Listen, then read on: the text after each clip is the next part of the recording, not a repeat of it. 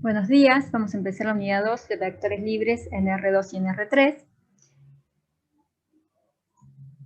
Primero comenzando con una definición geométrica de vector, tanto en el plano como en el espacio. Vamos a traer algunos conceptos que ya vienen de la secundaria, en donde definían al vector como un segmento orientado que se utiliza para representar magnitudes vectoriales. Recordemos en este sentido que era un segmento orientado. El segmento orientado es el que se define en una recta entre dos puntos, ¿sí? Cuando estos puntos tienen un orden, es decir, hay un punto inicial y final, se dice que este segmento es orientado. ¿Y qué era una magnitud vectorial? Bueno, son aquellas magnitudes que requieren para ser definidas de definir simultáneamente tres condiciones: módulo, dirección y sentido. El módulo indica la intensidad de la magnitud, la dirección es el ángulo entre la línea de acción del vector y el eje de las abscisas, ¿sí? En este caso en la gráfica vemos que es alfa. La dirección, el módulo entonces es la longitud de esta flecha roja, que sería en este caso el vector A, cuyo punto inicial es A y punto final B, por lo tanto tiene este sentido de A hacia B, y el sentido geométricamente se lo indica con la punta de flecha. Bien, la recta de acción es la recta que contiene al vector. Estos más o menos son conceptos que ya vienen trayendo de la secundaria.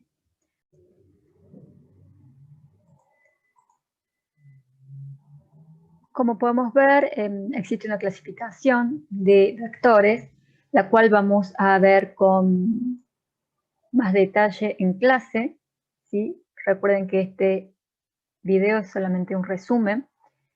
Entre los vectores se conocen los deslizables o axiales, los ligados o localizados y también los vectores libres. En este video voy a hablar un poquitito de los vectores libres, ya que son los que vamos a utilizar en toda la materia, ¿sí? En este caso, este concepto significa que los vectores se consideran libres cuando se desplazan paralelamente a su recta de acción. Esto es decir, para esta materia tenemos estos casos de vectores A, B y C, como ven en la figura. Estos tres vectores son el mismo vector. A es igual a B igual a C. ¿Por qué? Porque en vectores libres lo que nos interesa de cada vector es su módulo, su sentido y el ángulo, es decir, su dirección, el ángulo que forma con las abscisas. Y como vemos, en estos vectores A, B y C, los tres tienen el mismo sentido, el mismo dirección, ya que tienen el mismo ángulo respecto a las abscisas, y tienen la misma longitud, por lo tanto, el mismo módulo. Esta es la consideración que vamos a tener en toda la materia, salvo en un primer momento donde vamos a necesitar para las primeras definiciones hablar de punto inicial y final, y por lo tanto en ese caso tendríamos en cuenta el punto de aplicación, pero es solo el principio para definir algunos conceptos, y luego nos vamos a desligar del punto de aplicación y de la recta de acción, ¿sí? Ya no nos va a importar en el resto de la materia, luego de definir algunos conceptos, ni el punto de aplicación de los vectores, ni la recta de acción. Por ejemplo, A, B y C tienen la misma dirección, ya que es el mismo ángulo con las abscisas, a pesar de estar en rectas de acción diferentes, pero estas rectas de acción, como ven, son paralelas, por lo tanto el ángulo es el mismo, la dirección es el mismo. No nos interesa que las rectas de acción sean distintas, ni el punto de aplicación que son distintos. En esta materia, después de hacer algunas definiciones donde vamos a necesitar el punto final inicial, luego de eso vamos a generalizar las definiciones y entonces ya vamos a considerar a todos los vectores que utilicemos como vectores libres. Cabe destacar de que esta es una primera definición en donde ustedes ya vienen con algunos conceptos de la secundaria y en donde graficamos al vector con una flecha, ¿sí? Representando esta magnitud vectorial, pero luego en la segunda parte de álgebra vamos a ver que generalizamos y ampliamos este concepto de vector, ¿sí? Por ahora vamos a iniciar desde lo más básico hasta lo más general.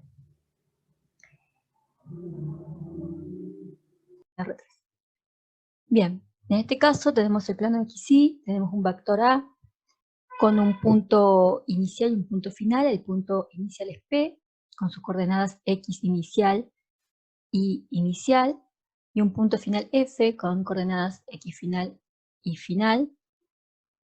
Entonces, bueno, este es el vector A o vector PF.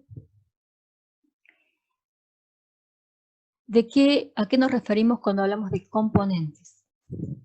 Según la definición, los componentes de un vector A respecto al sistema de ejes coordenados, en este caso ejes coordenados X e Y, son las proyecciones de A sobre los ejes, ¿sí? Podríamos visualizarlo, si bien sabemos que la álgebra es abstracta, podríamos tratar de imaginar en esta gráfica totalmente abstracta, tratar de imaginar como si, ¿qué sería esto de proyecciones? Podríamos, si colocáramos una lámpara cuyos rayos de luz fueran rectos y estos rayos fueran perpendiculares al eje X, entonces la sombra que proyectaría el vector A sobre el eje X sería la componente en X del vector A. ¿Sí? Entonces, hablamos de componente, hablamos de la componente X de A, hablamos de la proyección del vector A sobre el eje X. Por otro lado, ¿esto cómo se calcula? Esto sería un segmento. Esta proyección sería un segmento que va desde el punto inicial a la coordenada final en X. Por lo tanto, la longitud se calcula muy fácilmente restando la coordenada final de en X, del punto final, menos la coordenada inicial en X del punto inicial. Esto sería la fórmula analítica para poder calcular la longitud de este segmento. Por otro lado, si colocamos la lámpara de manera de que los rayos de esta lámpara imaginaria fueran rectos y perpendiculares al eje Y, entonces la sombra o proyección de el vector A sobre el eje Y sería un segmento que llamamos AI, A sub I. Este segmento, de nuevo, si queremos calcular la longitud, lo único que tendremos que hacer es restar a la coordenada Y final menos Y inicial. ¿Sí? De esta manera calculamos las componentes en X, componentes en A, en X, componente en A, en Y. Son dos segmentos, proyecciones de los respectivos ejes X e Y. A partir de ahora podemos definir un vector no solo utilizando punto inicial y punto final, sino utilizando las componentes. Entonces podemos definir al vector A por las componentes AX y AI. A esto se le llama par ordenado.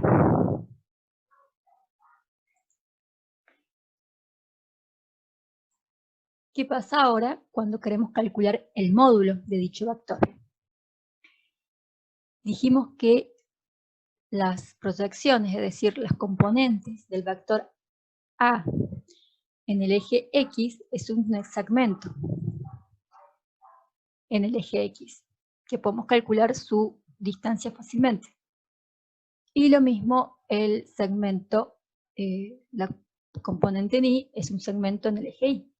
¿Qué pasa si hacemos coincidir este segmento, ambos segmentos que coincidan con los extremos del vector? Aquí podemos observar que se forma un triángulo rectángulo. Por lo tanto, como el triángulo es rectángulo, se puede aplicar el teorema de Pitágoras y lo que queremos saber es el módulo del vector A, es decir, la longitud de A, que no será otra cosa que la hipotenusa de este triángulo. Por lo tanto, por Pitágoras, el módulo de A es igual a la raíz cuadrada de la suma de sus componentes al cuadrado.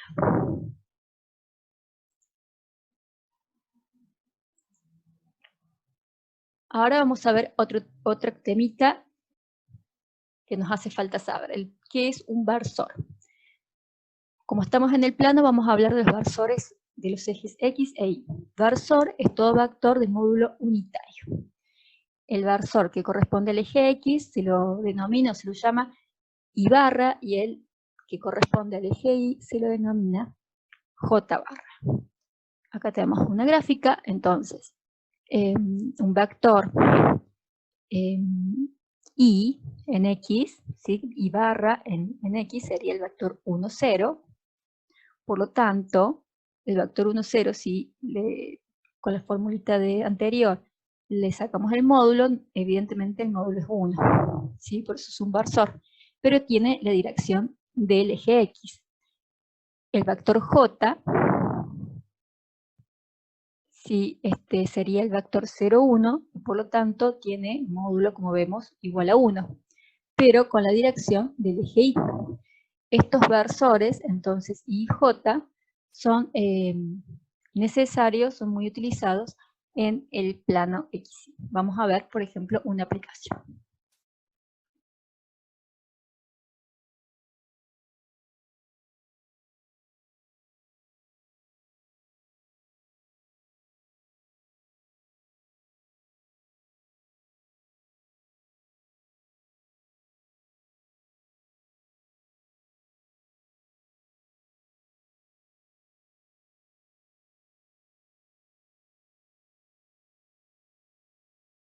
Si observamos el vector A por el método del polígono, que vieron en la secundaria o en el curso de ingreso, podemos observar que el vector A sería la sumatoria del vector AX barra y el vector AI barra. Pero si observamos si recordamos la diapositiva anterior, las componentes AX y componentes AI del vector A son segmentos, no vectores, ¿sí? Formamos para calcular el módulo el triángulo rectángulo, pero sabíamos que AX y AI eran segmentos, no vectores, es decir, son escalares, ¿sí? Son la longitud de estos segmentos, por lo tanto son números escalares y no vectores. ¿Cómo podemos hacer entonces, si nosotros lo que queremos es obtener a través de los vectores AX y AI, cómo podríamos obtenerlo? Bueno, haciendo uso de los versores.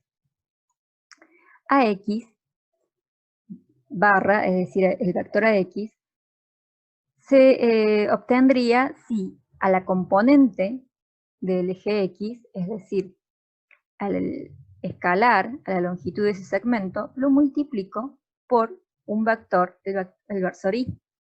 Cuando multiplico un escalar por un vector, lo que obtengo es un vector.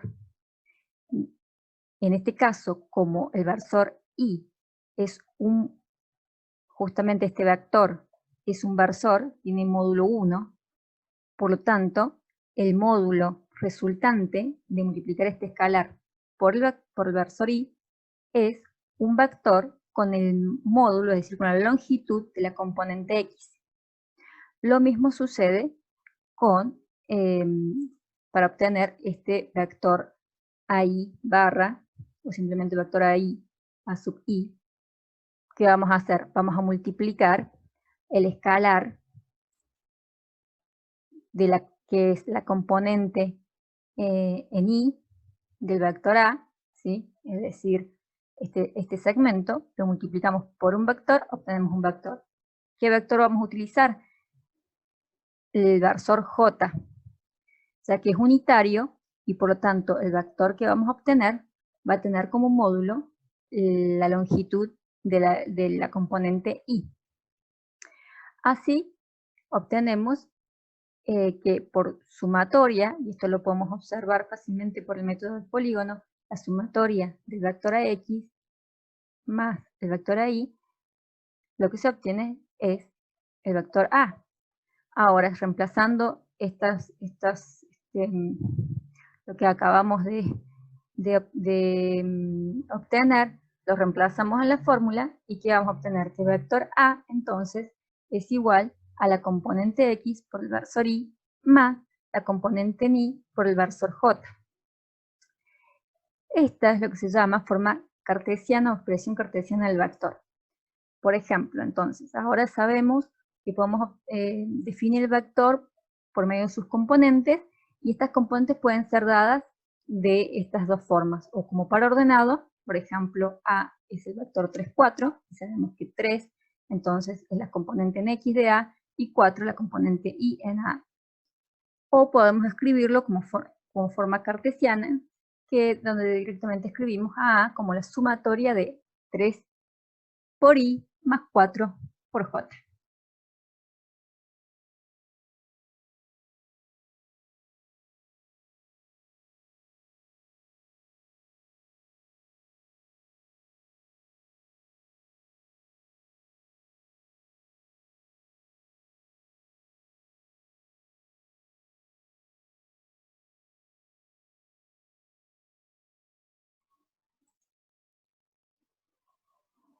Ahora vamos a ver las componentes de un vector en el espacio.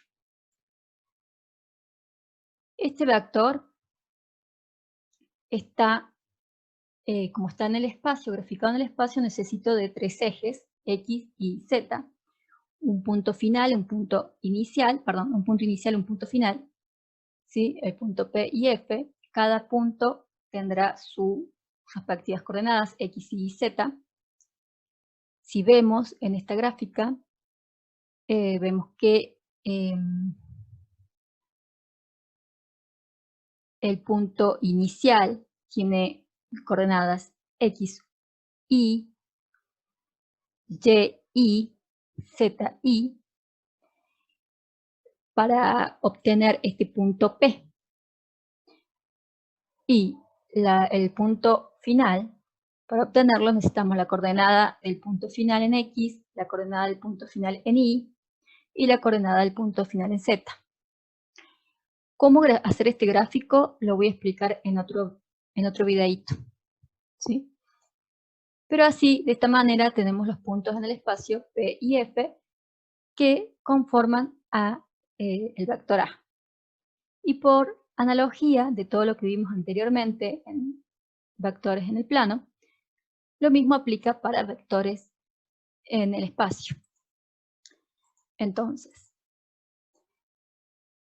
el concepto sigue siendo el mismo. Las componentes de este vector A son las proyecciones del vector A sobre cada uno de los ejes. Solamente que es más difícil de visualizar, pero créanme sin ninguna duda que la proyección de A respecto al eje X es este segmento que observamos aquí en naranja. La proyección de A respecto al eje Y es este segmento que se observa en naranja, y acá tenemos la proyección de A sobre el eje Z. Entonces, de nuevo, este vector A puede definirse por las componentes en los tres ejes. Son las proyecciones en el eje Y, en el eje X y Z. La forma de obtener analíticamente estas componentes es restando la coordenada del punto final menos la coordenada del punto inicial, tanto en X y Z. De esta manera definimos el vector como una terna ordenada de las tres componentes, la componente en X, en Y y en Z. La expresión cartesiana correspondiente será entonces que el vector A es igual a la componente en X por el versor Y más la componente Y por el versor J más la componente en Z por el versor K. Este versor es el nombre que se le da a el versor, es decir, el vector unitario con dirección al eje Z, como aquí vemos. Tenemos en este caso tres ejes, entonces tres versores, y JK, los tres con módulo 1, y aquí están las respectivas componentes. Bien, aquí a la izquierda inferior podemos ver otro gráfico, que es otra forma de graficar un vector en el plano. En este caso tenemos los vectores, tenemos el punto P, sería el inicial, y el punto F, el final. El punto P tiene coordenadas XP y P, ¿sí? Trazamos paralelas a X e Y, y donde se unen estas paralelas, trazamos otra paralela al eje Z. A su vez, entre ZP, coordenada ZP y la coordenada XP, trazamos paralelas a X y a Z, y donde concurren estas dos paralelas, trazamos una paralela a Y. Entonces, donde se juntan estas dos rectas, ahí encontramos el punto P. Lo mismo secuencias realizamos para el punto final, que tiene coordenadas XF y F, y ZF, XF, ¿sí? Y trazando paralelas encontramos el punto F. Aquí observamos en esta gráfica que así como podíamos trasladar los componentes que están aquí en cada eje, podíamos trasladarlo a los extremos del vector, y en el caso del vector que estaba en el plano XY, obteníamos un triángulo rectángulo. En este caso lo que obtenemos es un paralelepípedo, ¿sí? En donde las componentes serían las aristas de este paralelepípedo, ¿sí? Tenemos acá la componente en X, la componente en Y, la componente en Z, y la diagonal de este paralelepípedo es justamente el vector A. Por un desarrollo matemático que lo vamos a dar lo pueden buscar el que tenga curiosidad, pero por desarrollo matemático llegamos a la conclusión de que el módulo del vector, la fórmula del módulo vector es muy similar a la obtenida por Pitágoras para el vector en el plano, solo que en este caso se necesita de la tercera componente. Entonces el módulo del vector A va a ser igual a la raíz cuadrada de la sumatoria de las componentes al cuadrado, elevadas al cuadrado, tanto la componente X como la componente Y como la componente Z.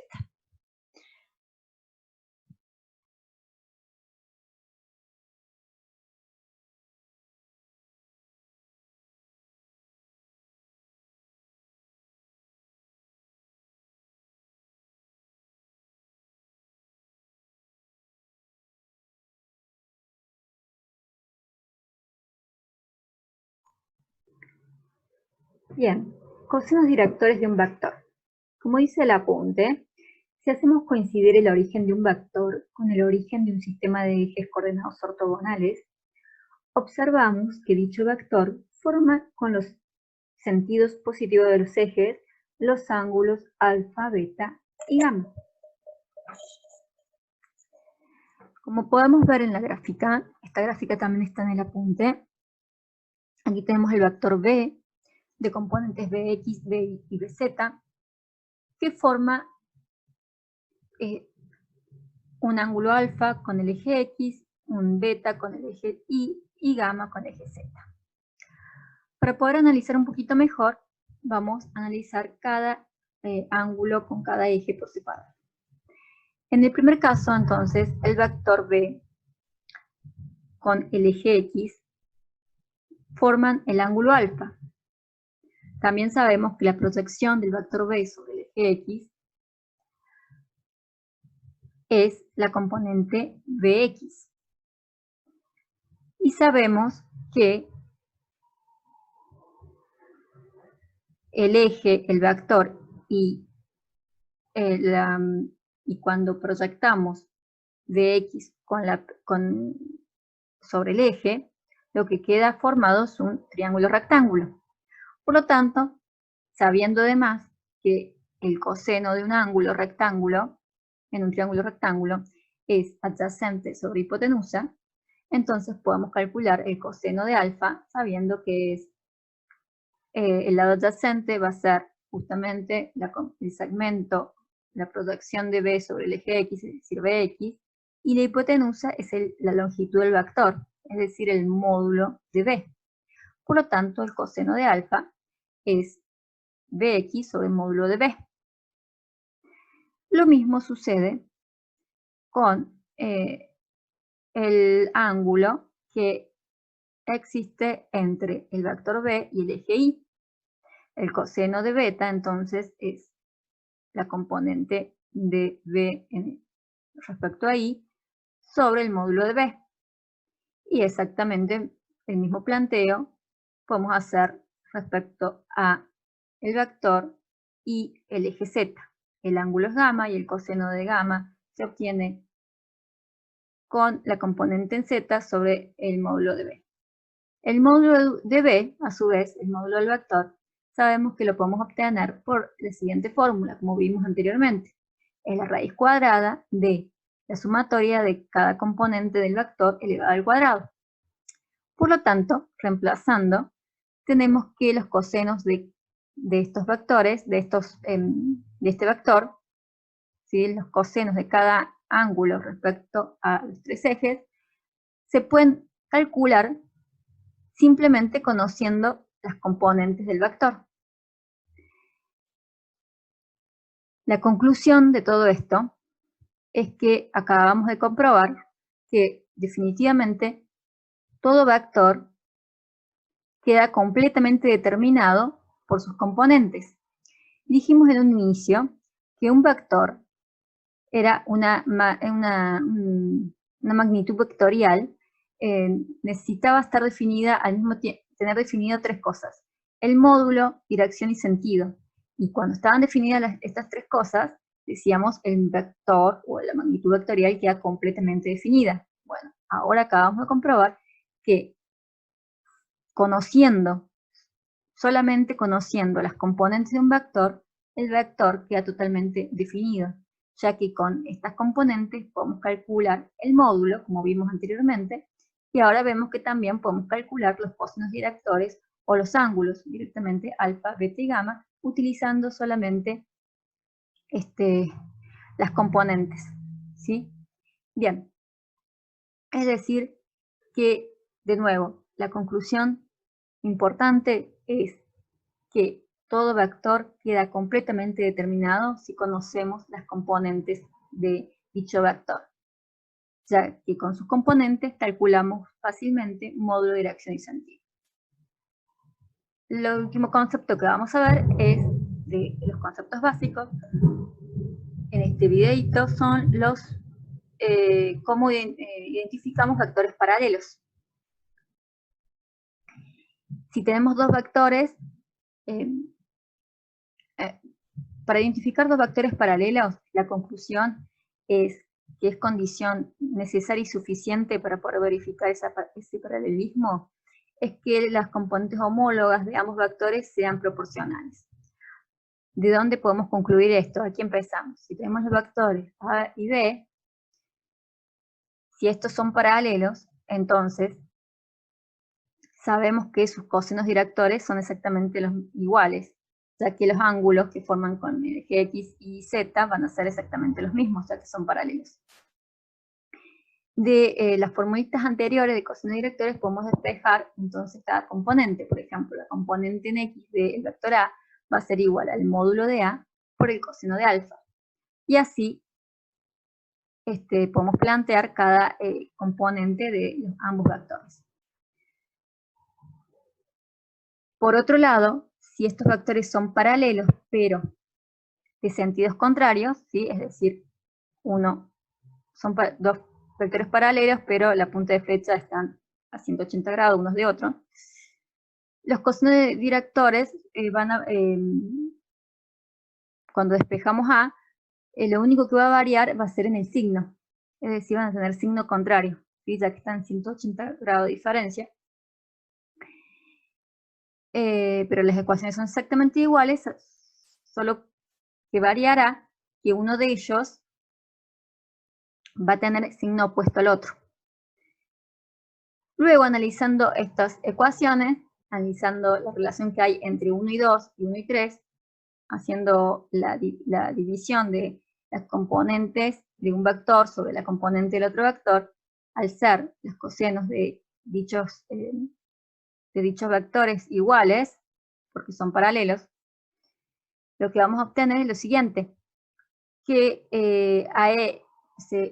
digamos, todo lo que sea cosenos directores se van a suprimir, porque van a ser exactamente igual en el numerador que en el denominador, por lo tanto se van a suprimir, y nos va a quedar simplemente que la componente en X y sobre la componente en B, sobre la componente de Bx, y igual a va a ser igual al módulo de A sobre el módulo de B. Y lo mismo va a suceder si dividimos la componente en I de A sobre la componente en I de B. Va a ser igual el módulo de A sobre el módulo de B. Y lo mismo va a suceder si hacemos la división entre la componente en Z de A sobre la componente en Z de B. ¿Sí? Los cosenos directores se van a suprimir y va a quedar solamente que es igual al módulo de A sobre el módulo de B. Por lo tanto, son proporcionales. Lo único que va a variar es que a veces puede tener signo positivo o negativo según estos vectores paralelos sean del mismo sentido o del sentido opuesto. Entonces así comprobamos la conclusión que hablamos al principio, ¿sí? La condición necesaria y suficiente para que los vectores sean paralelos, que sus componentes homólogas sean proporcionales, como vemos aquí, y además, si estas igualdades dan un valor positivo, entonces sabemos que los vectores tienen el mismo sentido, además de ser paralelos, y si la igualdad da un valor negativo, el sentido de estos vectores es opuesto. Bien, hasta aquí vimos los conceptos básicos de esta unidad. Vamos a continuar en otros videos con las operaciones que podemos realizar con vectores. Todas las dudas que tengan respecto a que hayan visto en el video o aclaraciones que haya que hacer, las haremos en clase, así que preparen sus preguntas y también cualquier duda que no haya despejado en el video y que ustedes tengan del apunte sobre esta unidad, también la charlaremos en clase. Los espero entonces para que podamos despejar cualquier inquietud. Muchas gracias.